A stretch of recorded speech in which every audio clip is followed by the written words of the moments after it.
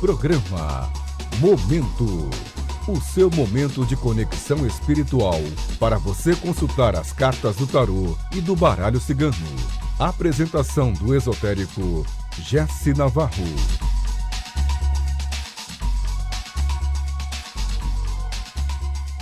Muito boa noite, ouvinte da Rádio Mundial. Você agora está no programa Momento. Isso aí. Eu sou Jesse Navarro e hoje estou aqui com uma convidada muito especial, Soraya Jorge. Eu estou com o livro dela aqui na mão, que é Terapia de Vidas Passadas em Animais. Uma abordagem científica. E vejam vocês, na capa desse livro, o mais doce cãozinho daqueles que você fica mesmo derretido quando vê, não é não, Soraya? Tem cara de dó, né? Tem cara de dó. Muito bonitinho, não é bonzinho, Soraya? Eu sou suspeita, né? Onde você achou essa imagem para fazer essa capa, foi uma Soraya? amiga minha que pintou, por incrível que pareça. Uma é amiga pintura. sua? Que legal. Olha só, o livro dela aborda um assunto que eu tenho certeza que o ouvinte místico, interrogativo e filosófico já pensou sobre isso.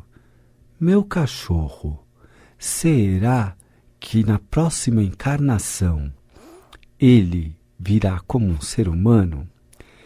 Aí eu tenho a dizer sobre a minha cachorra falecida chamada Nick, que quando ela morreu, a minha conclusão foi o seguinte: ela já estava muito mais avançada até do que eu e de que muitos seres humanos. E isso que me fez assim a pergunta: será que de repente eu vou evoluir para um cachorro na próxima encarnação? Tem um termo, Rosa Cruz, para isso, que diz que isso não pode, não existe. Que é uma regressão, pois estamos todos na senda da evolução. Jéssica, você está falando demais. Deixa eu ouvir essa convidada. Fala, Soraya Jorge. Então, quando a gente fala de evolução, a gente fala de um jeito muito antropocêntrico, né? A gente fala como se o ser humano fosse o ser mais evoluído do mundo. E quem é que está falando isso? É o próprio ser humano. Então, a gente está legislando ao nosso próprio favor, né? Na verdade, biologicamente, a evolução não tem mais evoluído ou menos evoluído. A evolução não é quantitativa, ela é qualitativa. Você é ou você não é. Quem é evoluído? Todos os seres que estão vivos nesse planeta hoje são evoluídos. Não tem mais, não tem menos. Então, o que eu vi nessa pesquisa foi justamente em cima desse tipo de inquietação, né?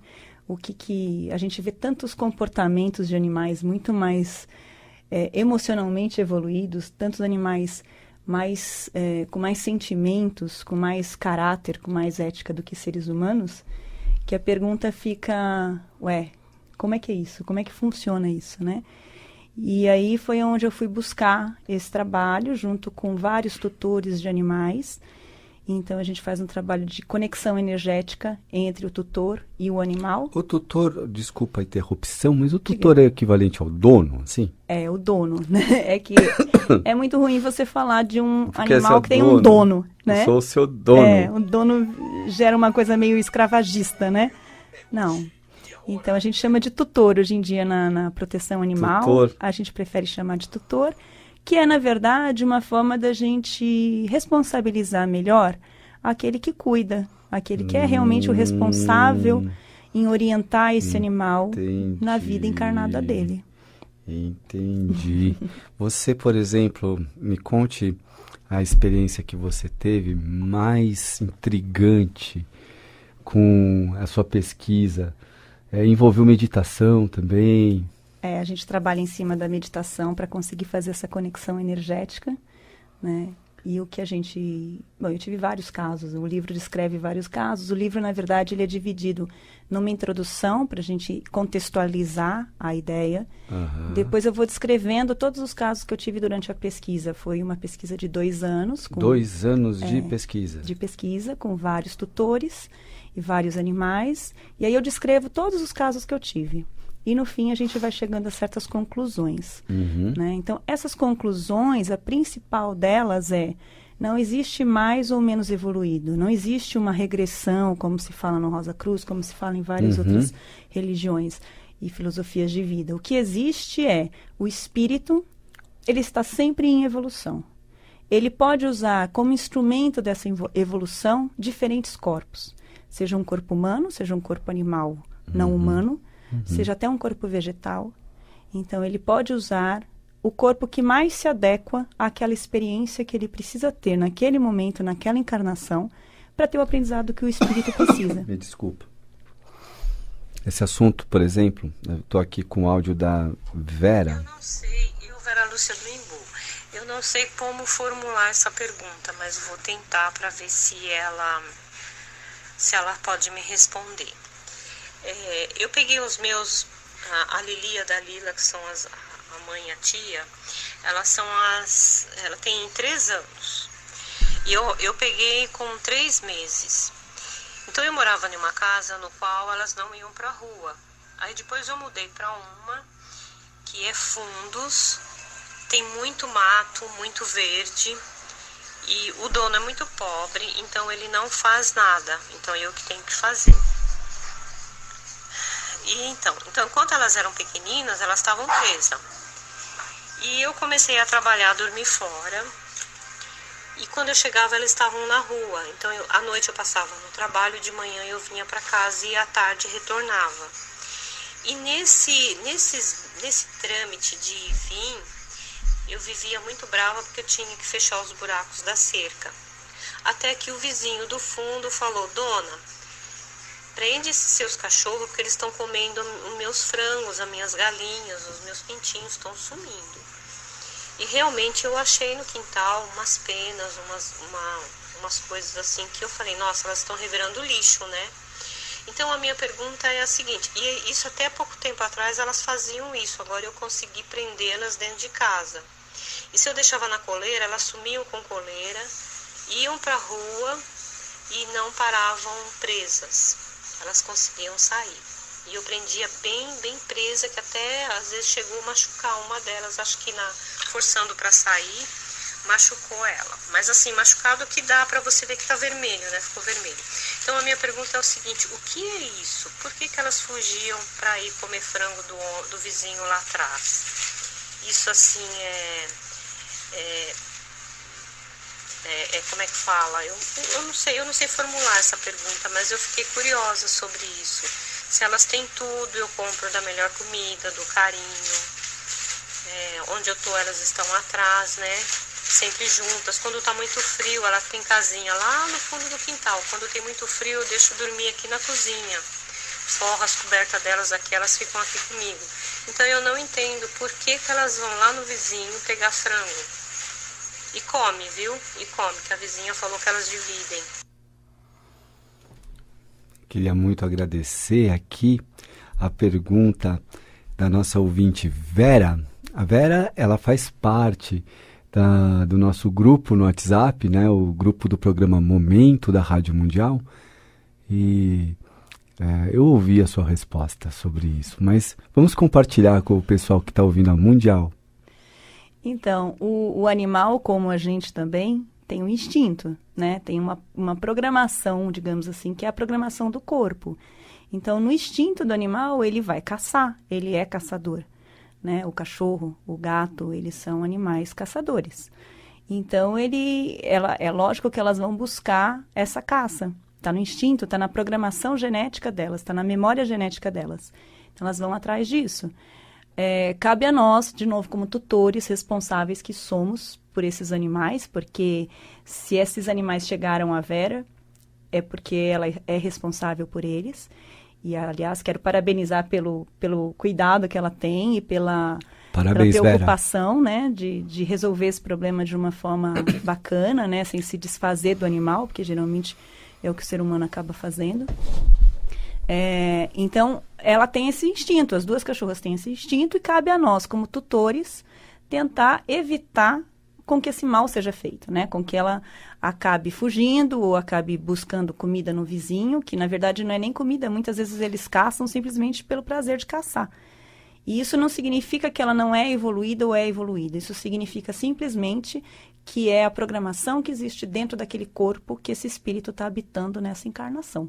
Simplesmente isso. Então, a gente que vai ter que disciplinar esse animal de uma forma que ele entenda que aquilo não é o mais correto nesse momento. É lógico que se ele vivesse na selva, né, na floresta, na origem dele, ele teria que fazer isso. Não é o caso, porque nós domesticamos esses animais, então não é o caso deles, né?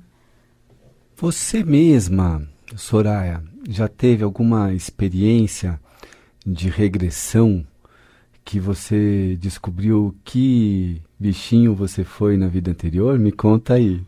Já, na verdade, começou um pouquinho esse trabalho por conta disso, né? Eu fiz várias regressões, eu trabalho com regressão de vidas passadas em humanos, e eu comecei a ver, para tratar certos problemas meus, eu comecei a ver vidas de animal. Então, eu vi uma vida de gorila, que eu percebi, é uma vida antiga, mas eu percebi que o gorila, ele tem uma tendência a ser muito amoroso, a ser muito cuidadoso com o grupo. Então, eu entendo que o meu espírito, naquele momento, precisava aprender isso. Ele precisava desse aprendizado de cuidado de grupo, de cuidado de família, né? E eu trouxe essa experiência de gorila justamente para aprender isso. E há pouco tempo, né? Uns 300 anos atrás... Só 300 anos. Eu tive uma experiência numa vida de cavalo, que também foi muito interessante, porque eu tinha um sonho muito recorrente de ter a boca seca e a sensação de estar perdendo parte da minha boca. E aí esse sonho vinha, a cada 2, 3 meses eu tinha esse sonho, acordava muito desesperada com esse sonho. E aí, quando eu fui investigar o porquê desse sonho, eu descobri que era uma vida de cavalo, e que esse cavalo, ele precisava, essa parte minha de cavalo, precisava ajudar um espírito, que era o espírito da tutora dele, naquela vida, que tinha sido assassinada.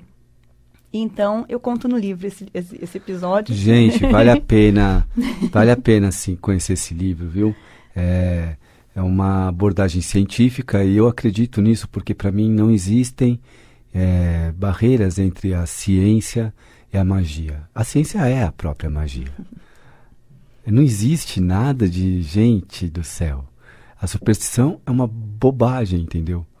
A ciência é a magia. Os alquimistas são provas disso. São os pioneiros, que interessantíssimo. Né? Então, eu estou aqui diante de uma personalidade alma que já veio como gorila, que já veio como cavalo. E sabe o que isso me dá vontade? De saber o que eu fui. Isso a gente faz fácil. Bom, gente... A gente resolve fácil. Inclusive, eu tenho certeza aqui que está chovendo mensagens aqui, perguntando assim, Jessi, qual que é o WhatsApp dessa doutora? O meu WhatsApp é 011 99 603 3109. 011 99 603 3109. Gente, vale a pena entrar em contato com a Soraya Jorge, assim, porque é uma presença de alma que nos remete a autodescoberta, conhecimento interior. E esse salto quântico é muito interessante. Na sua pesquisa você também conheceu outras pessoas que fizeram outras regressões. Conte histórias, assim. Já teve gente que veio como galo, galinha, porque o pessoal acha que é só cachorro e gato. E como dissemos, não tem, como você disse, não tem dessa que é mais evoluído ou menos evoluído. Cachorro, cão, não tem. Cavalo, gorila. A evolução, na verdade, é a evolução do espírito. O espírito, eu costumo fazer uma analogia com o carro, né? Então, assim, você está sempre crescendo. Você é o motorista do carro. Se você tem um Porsche e se acidenta toda vez com esse Porsche, você vai vir com um Fusca. Não significa que o seu espírito, ou seja, o motorista, ele não ficou mais evoluído ou menos evoluído. Ele simplesmente precisou de algumas rédeas para conseguir ter aquele aprendizado que ele não teve no corpo anterior, no carro anterior, né? Exatamente. Então, no fundo, todas as pessoas têm experiências de vidas como animais humanos e animais não humanos. Assim como muitos dos animais têm essas vidas também, essas experiências também. Isso sempre vai em função da sua evolução, do seu crescimento, do seu aprendizado espiritual. A gente é que acaba sendo uma espécie muito orgulhosa de achar que só a gente é bom, que só a gente é evoluído e que só a gente cresce.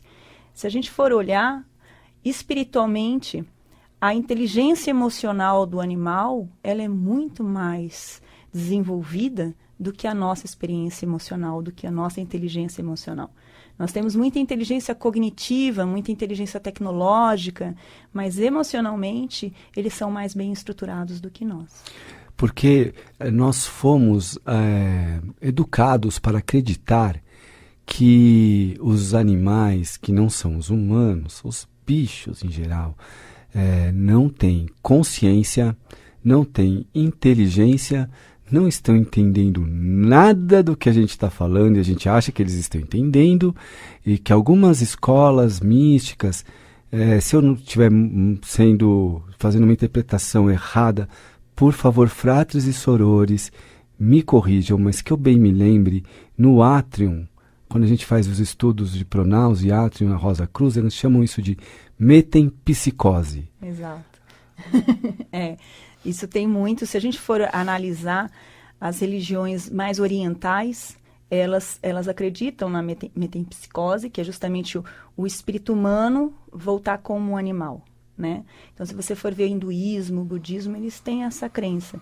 Nós, ocidentais, que temos assim uma contaminação, vamos dizer assim, não sei se é bem essa palavra, mas cristã e tudo mais, a gente passou a não acreditar nisso.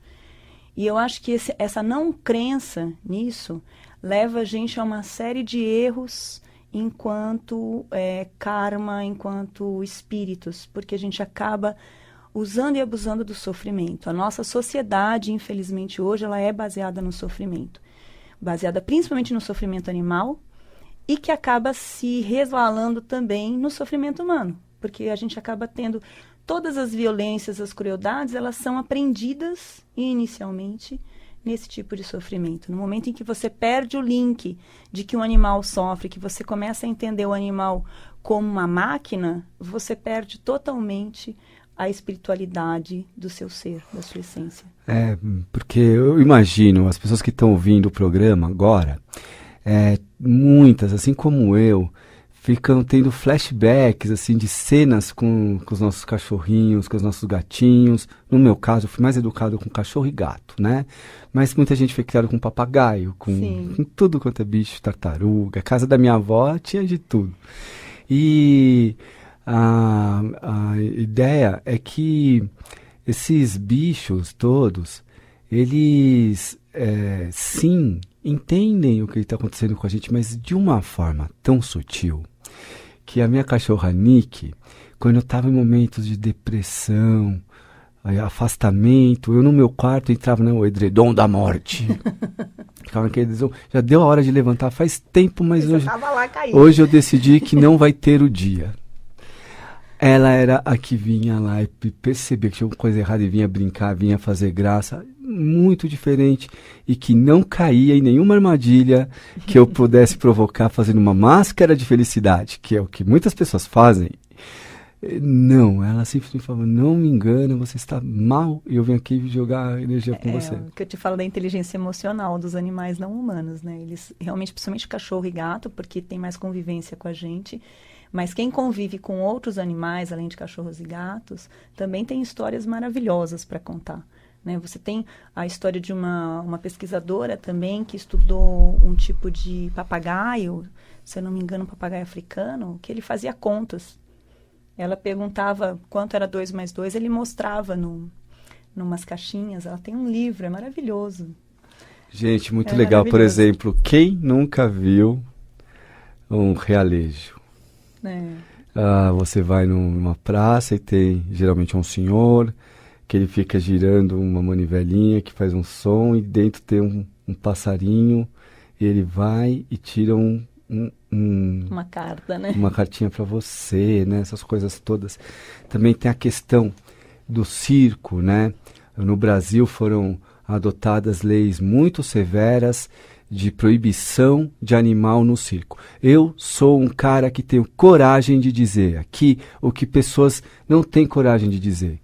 Que eu não estou defendendo aqui os animais de circo.